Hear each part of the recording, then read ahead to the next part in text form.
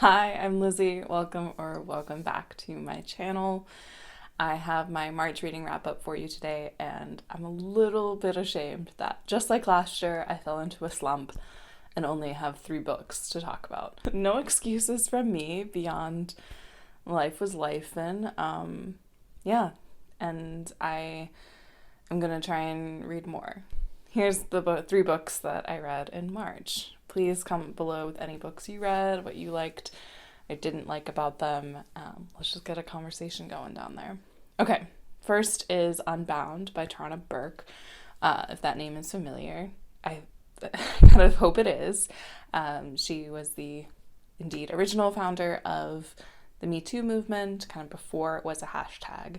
And this dives into her origin story, who she is and why she is passionate about protecting young girls, especially young Black girls, from sexual violence. So it recounts her life. We follow her from, elementary school age through college, through her first professional gigs, through motherhood, and yeah, just a look at her life, really.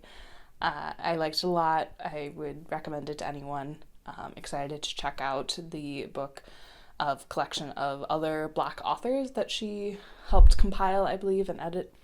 So, yeah, that was that. I think what made it harder to read, again, beyond the subject matter, was I was doing it on my phone, and you just get distracted on your phone, don't you? Messages come in, what have you.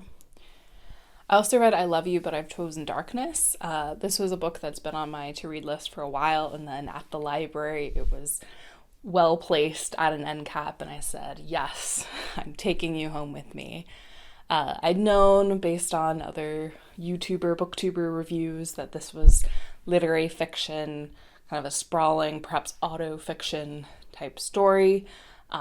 We follow she has a name, but practically unnamed, narrator, this woman, and it talks about her dad and associations with the Manson murders. It's also a lot about, it feels like it's West, like it's got like California and Nevada. And yeah, we follow her through a failing marriage, an affair, and again, these recounts of the past. There's also quite a few sections of what I believe is the character's mom writing to her cousin, and those were the hardest to get through. They felt quite staged in a way that didn't, like, it felt like this is a literary device and I am using it for X end, but I didn't really see the point personally. I think it detracted from me keeping any sort of other thread through the kind of emotional turmoil that this main character was feeling. And if it was supposed to be mirrored in her mother, I don't know. That was lost on me. Perhaps I didn't quite have my full cerebral cap on for it. Would I read this author again? Maybe. That doesn't have to, that's not like a benchmark I'm trying to reach. But it is exciting when I read something, and then if it's of a certain caliber or quality, or it speaks to me, right, in a profound way, then I often want to seek that author out. Though it's funny, I've read maybe 3 of the 5 Jesmyn Ward that she's published. But yeah, that's an author that I hope to read more, especially this summer. I feel like her books read well in the summer. And then lastly, I read Ling Ma's short story collection, Bliss, Montage. Gorgeous cover. If I insert covers this time around, I probably won't. But go search it out. And yeah, unfortunately, it's not very memorable. Like, none of the stories have fully sat with me.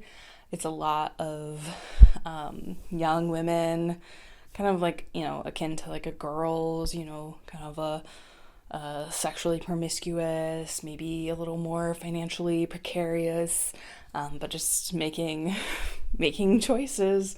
Life is happening.